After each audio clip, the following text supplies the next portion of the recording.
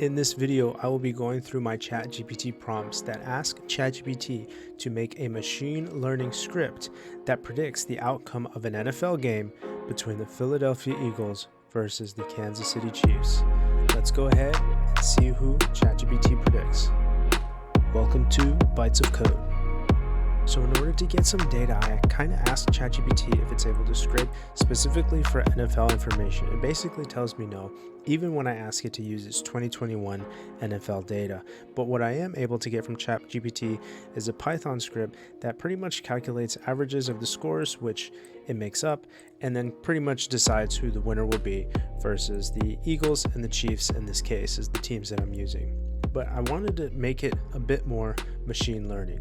So I told ChatGPT to use machine learning to predict the outcome of this fictional game, and this is what it responded with. And really here we are using machine learning, we're using random forest classifier, and so at this point I thought this is something that we could work with. So the only thing we're missing is actually the NFL data, but we'll get to that a little bit later. One portion of the machine learning script that ChatGPT gave me, it didn't have the new game.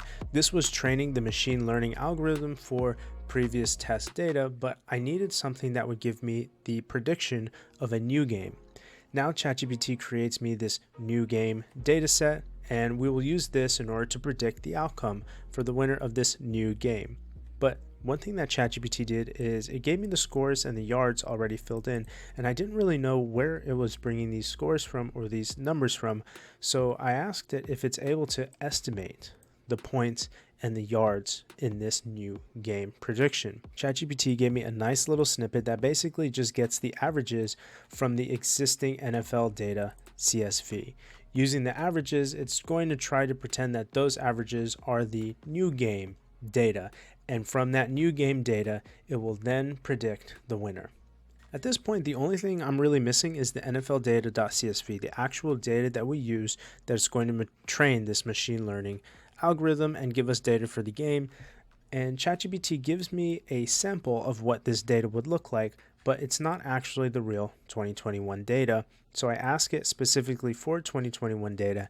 ChatGPT basically tells me it doesn't have access to the real data. And again, it gives me a sample, which is interesting because the dates on these games are correct, just not any of the scores.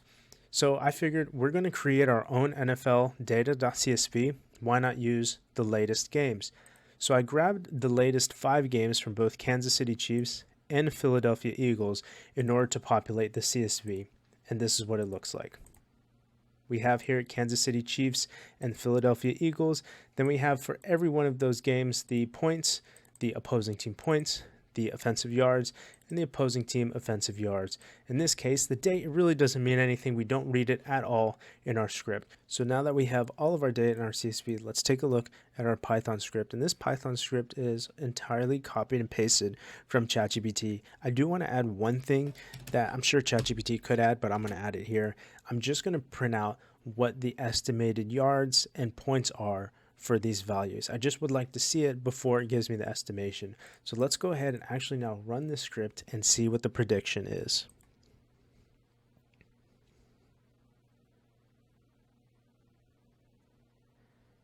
So in this case, we have a model accuracy of 100%, and we see all the points against, and the yards. Of course, these are all estimations, and the predicted winner of the new game is the Kansas City Chiefs. Of course, this is something that we scrapped together with ChatGPT generating it probably in less than an hour, really, with all these prompts. So it's not going to be entirely accurate, and this is not using a lot of data for a machine learning model. But this is just a kind of a good, fun example to see how ChatGPT can be used maybe to help with machine learning. If you want to use this for yourself, I would say go ahead and use this same code, but pretty much expound a whole lot more on the data. Have a lot more records here, have a lot more columns, and this may be able to give you a much more accurate prediction. But of course, at this point, it's still fairly basic. I wouldn't say go ahead and sell your house based on just this prediction here. But as usual, we will explain every single line, and to make sure that you can run this code, I will tell you about the different modules that you need to install. So let's go ahead now and start at line 1, go all the way down, and let's explain every single line of this code. So starting on line 1, we have our module pandas. This is a fun module. It's used a lot with data frames, data sets you might see, especially Excel. You probably will be using something like this. This kind of goes along with NumPy. In this case, we're using it pretty much just to open up our CSV, and then we're going to start reading the data in the columns. sklearn, this is a ScienceKit Learn module, and this is specifically for machine learning, and this one's really fun for machine learning. In this case, we use a random forest classifier. It was a little interesting why we use a random forest classifier instead of a logistic regression. These are just different types of machine learning, and I've had ChatGPT give me some prompts before machine learning for logistic regression, but in this case we are using random forest classifier. It doesn't really matter in this case because it's such a basic experimental type of script, so it's fine whichever one you use. The next line, at line 3, is still sklearn. This is going to be using the train test split method. We're going to get into that, and also the accuracy score. We're going to get into that. We use that function later. When you are using pandas and sklearn, it might seem like you need to install Panda. Of course, I've already installed pandas, but for sklearn, you will need to install sklearn. It might seem like you want to type in sklearn like that, but actually what you want to type is skit-learn, and this is actually sklearn. So just from looking at it, you're going to say, okay, we need to install pandas, we need to install sklearn, but this one actually is scikit-learn. That's the module name. So that'll help you a lot if you install the wrong module and then you're still getting errors. Let's go ahead now and take a look at line number 7.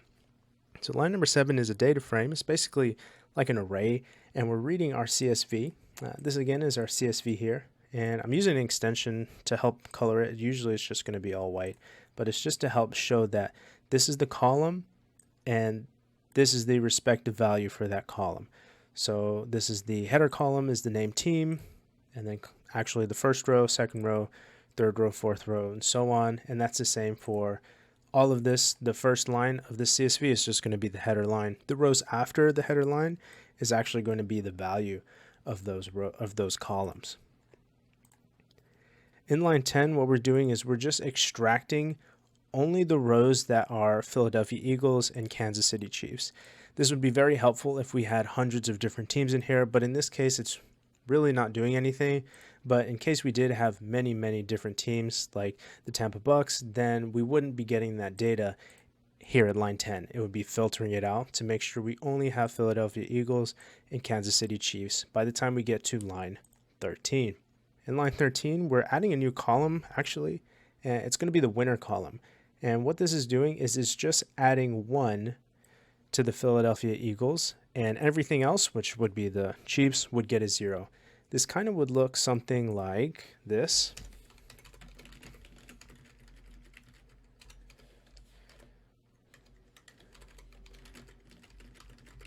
And this is just going to help with identifying the winner. So this is basically ChatGPT kind of helping us out to try to flag who actually is the winner. So if we eventually, when we return the prediction, Philadelphia Eagles will be 1 as the prediction, Kansas City will be 0 in the prediction. Line 16, we start to get into the machine learning. This is the features variable, and this is going to pick out basically key columns, key points of data that we're looking for that we're going to pass into our machine learning model.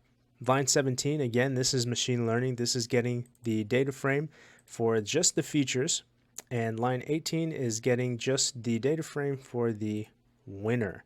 So these are kind of going to go hand in hand. This is going to identify who wins based on the features, based on the key relevant points of information. Line 21 is a fun function because what it does is it automatically takes your entire data set and it splits it into 80% training data, and the other 20% is going to be for testing to see how accurate your model is based on your data set that was given. So line 24 and 25, this is going to be us giving our model, our random forest classifier, our training data. This is giving it the data, and it's going to build a machine learning model based off of this data.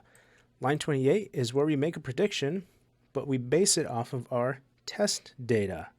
And this prediction actually we can pass into the accuracy score function, and it'll give us an accuracy return. This will be like 0.5 or 0.2. We multiply it here by 100 to actually give us the percentage. So if we're going to run the script again, in this case, the percentage was 100%. So this actually would have returned 1, and then we multiplied it by 100 to actually get a percentage. And that's what we print here in line 32. Line 35 through 44, this is all just estimating points for the new game, values for the new game, data for the new game. And this comes from an average of the CSV. Pretty much is just the .mean function off of the data frame. It again is just getting the average values, and this is all going to be printed out first and then put into a new game data frame. And this is going to be the data set that we use in order to make another new prediction. Now this new game prediction is actually what we are going to print out at the very end, determining who would win if all of these values came true in the estimations based on our training data and our machine learning model. The prediction would be printed out at line 73. If you enjoyed any of this video, please give it a like. If you think that this prediction is right or wrong, go ahead and write it down in the comments section. But thank you so much for watching this video. I look forward to seeing this game in real life, and I look forward to seeing you at the next video.